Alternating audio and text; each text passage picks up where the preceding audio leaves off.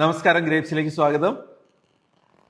ഇന്ന് വളരെ രസകരമായ ഒരു വിഷയമാണ് സംസാരിക്കുന്നത്. നമ്മുടെ HR എക്സിക്യൂട്ടീവ്, HR മാനേജറൊക്കെ ആയി നമ്മുടെ കൂടെ വർക്ക് ചെയ്യുന്ന സച്ചിൻ പലപ്പോഴും ഇൻഡസ്ട്രിയിൽ ഫീൽഡ് സ്റ്റഡിക്ക് വേണ്ടിയിട്ടും ചിലപ്പോൾ നമുക്ക് റെഫറൻസ് വരുന്ന ഹോസ്പിറ്റൽസിൻ്റെ ക്ലോസിങ്ങിന് വേണ്ടിയിട്ടൊക്കെ മാർക്കറ്റിലും പോകാറുണ്ട്. കാരണം നമുക്ക് ഓട്ടോമേറ്റഡ് HR ആണ് ഇവിടെ, നമ്മുടെ തന്നെ HR സോഫ്റ്റ്വെയർ ഉപയോഗിക്കുന്നത്. അത് കാരണം വളരെ കുറച്ച് ജോലികളേ ഇവിടെ ഉള്ളൂ. അദ്ദേഹം വളരെ ആക്റ്റീവായിട്ട് അതുകൊണ്ട് തന്നെ ഇൻഡസ്ട്രിയിലേക്ക് ഇറങ്ങുമ്പോൾ ചില ദിവസം അദ്ദേഹം വന്നിട്ട് പറയുന്നതാണ്, സാറേ നമ്മുടെ പ്രോഡക്റ്റ് ഭയങ്കര കോസ്റ്റ്ലി ആണെന്ന് കസ്റ്റമർ കമൻറ്റ് പറഞ്ഞു. അത് എനിക്ക് അദ്ദേഹം പറഞ്ഞൊരു തമാശയായിട്ടാണ് തോന്നിയത്. കാരണം ഇൻഡസ്ട്രിയിൽ ഏറ്റവും റീസണബിൾ പ്രൈസിന് ഇന്ന് ഒരു ഹോസ്പിറ്റൽ മാനേജ്മെൻറ്റ് സോഫ്റ്റ്വെയർ അവൈലബിൾ ആകുന്നത് ഗ്രേപ്സ് തന്നെയാണ്. നമ്മൾ പലപ്പോഴും റീസണബിൾ പ്രൈസ് എന്നതിൻ്റെ മീനിങ് ചീപ്പസ്റ്റ് പ്രോഡക്റ്റ് എന്നാണ് എടുക്കുന്നതെങ്കിൽ അത് തെറ്റാണ്. നമ്മൾ എന്താണോ പ്രൊവൈഡ് ചെയ്യുന്നത് അതിനെ ഓവർ പ്രൈസ് ചെയ്യാതിരിക്കുക എന്നതാണ് റീസണബിൾ പ്രൈസിങ്. നമ്മൾ സ്വാഭാവികമായിട്ടും നമ്മുടെ 1210 SC എന്ന് പറഞ്ഞ ടാറ്റയുടെ ലോറികൾ കണ്ടിട്ടുണ്ടാവും. അതേസമയം തന്നെ നമ്മുടെ മൾട്ടി ആക്സൽ ട്രക്കുകൾ റോഡിലുണ്ട്. രണ്ടിനെയും കോമൺ ആയിട്ട് വേണമെങ്കിൽ നമുക്ക് ട്രക്ക്, ലോറി എന്നൊക്കെ വിളിക്കാം. രണ്ടിൻ്റെ പ്രൈസിങ് ഫാക്ടർ ഭയങ്കര ഡിഫറെൻ്റ് ആണ്. കാരണം അതിൽ പ്രൊവൈഡ് ചെയ്തിരിക്കുന്ന എൻജിൻ, ആക്സിൽ, വീലുകൾ, അതിൻ്റെ ഷോക്ക് അബ്സോർവറുകൾ, ലോഡ് എടുക്കാനുള്ള കപ്പാസിറ്റി, ഇതെല്ലാം വ്യത്യസ്തമാണ്. എത്ര ലോഡ് എടുക്കാനുള്ള കപ്പാസിറ്റി ഉണ്ട് എന്നത് ആ വണ്ടിയുടെ വലിയ സവിശേഷതയാണ്. അത്രയും ലോഡും കൊണ്ട് ഓടാനുള്ള കപ്പാസിറ്റിയിൽ ഉണ്ടാക്കിയ എൻജിനും വീൽ ബേസുകളും വീൽ അലൈൻമെൻറ്റുകളും ഒക്കെ അതിൻ്റെ മാനുഫാക്ചറിങ് കോസ്റ്റിനെ കൂട്ടുന്നുണ്ട്, അതിൻ്റെ റിസർച്ചിനെ കൂട്ടുന്നുണ്ട്. അതിനുശേഷം ആ പ്രോഡക്റ്റ് തരുന്ന സർവീസ് സാധാരണ ഒരു 1210 SC കൊടുക്കുന്ന സർവീസ് അല്ല ഒരു മൾട്ടി ആക്സൽ ട്രക്കിന് വേണ്ടിയിട്ട് അതിൻ്റെ മാനുഫാക്ചറർ, ആ കമ്പനി പ്രൊവൈഡ് ചെയ്യുന്നത്.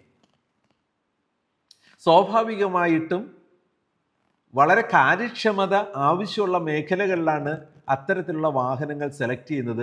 അത്ര കാര്യക്ഷമതയൊന്നും വേണ്ടാത്ത മേഖലകളിലേക്ക് നമുക്ക് കുറഞ്ഞൊരു വാഹനം സെലക്ട് ചെയ്യാം.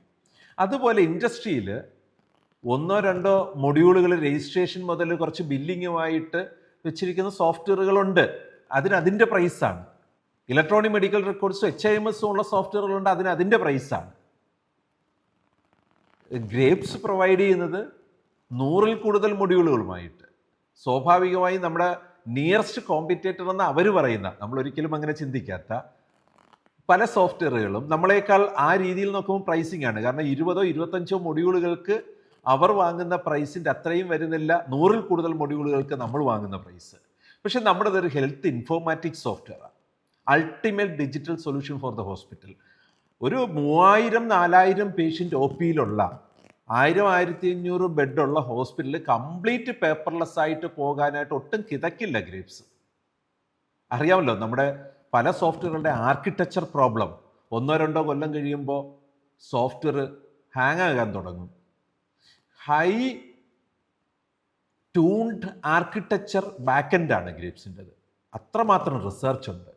അപ്പോഴും നമ്മുടെ AI ഏജൻസ് ഹോസ്പിറ്റലിൽ വർക്ക് ചെയ്യുന്നുണ്ട്.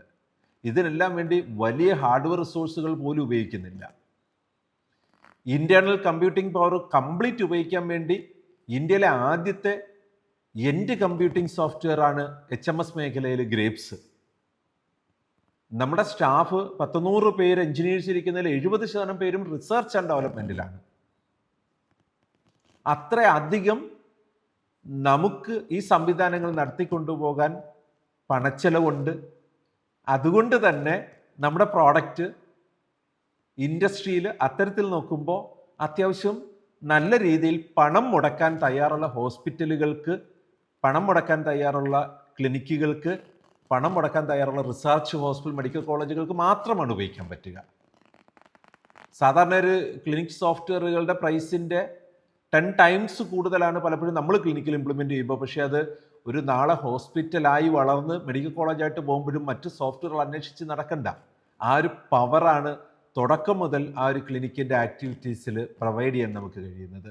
എന്നാൽ യൂസർ ഫ്രണ്ട്ലി ആയിട്ട് വളരെ സിംപ്ലിഫൈഡ് ആയിട്ടാണ് ഒരു ക്ലിനിക്കിൻ്റെ ഫങ്ഷൻസിനെ ഒരു കമ്പ്യൂട്ടർ പോലും ഇല്ലാത്ത ക്ലിനിക്കുകൾ, കംപ്ലീറ്റ് ടാബ്ലറ്റ് പി സിയിലും മൊബൈലിലും വർക്ക് ചെയ്യുന്ന ക്ലിനിക്കുകൾ റൺ ചെയ്യാൻ കഴിയുന്നു. കാരണം നമുക്ക് ഇത് ഇത്രമാത്രം ഫങ്ഷൻസ് ഉള്ള സോഫ്റ്റ്വെയർ ആയതുകൊണ്ട് തന്നെ ഏറ്റവും സിമ്പിളായിട്ട് ഉപയോഗിക്കാനായിട്ട് പറ്റുന്നുണ്ട്.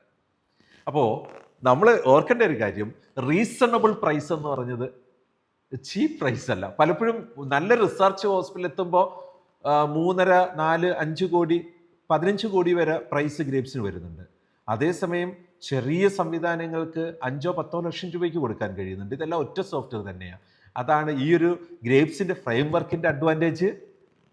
വളരെയധികം റിസർച്ച് മൊഡ്യൂളുകളുള്ള നമ്മുടെ സോഫ്റ്റ്വെയർ റിസർച്ച് ഹോസ്പിറ്റലിന് വരുന്ന പ്രൈസ് എവിടെയെങ്കിലും കേട്ടിട്ട് നമ്മുടെ ഒരു സാധാരണ ഹോസ്പിറ്റൽ ഇപ്പോൾ 50-60 ലക്ഷം രൂപയ്ക്ക് മേടിക്കാൻ കഴിയുന്ന ഒരു ഹോസ്പിറ്റൽ നിങ്ങൾ 5 കോടിക്കാണല്ലോ അവിടെ കൊടുത്തതെന്ന് ടെൻഷൻ ഉണ്ട്. കാരണം ആ ഉപയോഗിക്കുന്ന ഫങ്ഷൻസിനെ മെഷർ ചെയ്തിട്ടാണ് പ്രൈസ് ഇടുന്നത്, ബ്ലൈൻഡ് പ്രൈസിങ് അല്ല. നമ്മുടെ ഓരോ സ്ഥാപനത്തിനും ഉപയോഗിക്കുന്ന ഫീച്ചേഴ്സിനെ, വേണ്ടുന്ന ആവശ്യങ്ങളെ കാൽക്കുലേറ്റ് ചെയ്തിട്ടാണ് ഗ്രേപ്സിൻ്റെ പ്രൈസിങ് വരുന്നത്. പിന്നെ നല്ലൊരു പ്രോഡക്റ്റ്, നല്ല സർവീസോടുകൂടി, നല്ല റിസർച്ചിൽ ആൾവേസ് അപ്ഡേറ്റ് ചെയ്ത് കിട്ടണമെങ്കിൽ അതിനത്യാവശ്യം നല്ല പ്രൈസ് കൊടുക്കേണ്ടി വരും. പക്ഷെ അപ്പോഴും നമ്മളുടെ ഏറ്റവും ചെറിയ ക്ലയൻറ്റിന്, ഒരൊറ്റ ഡോക്ടർ ഇരിക്കുന്ന ക്ലിനിക്കിനും അഫോർഡ് ചെയ്യാൻ പറ്റുന്ന രീതിയിൽ റീസണബിളാണ് പ്രൈസിങ്.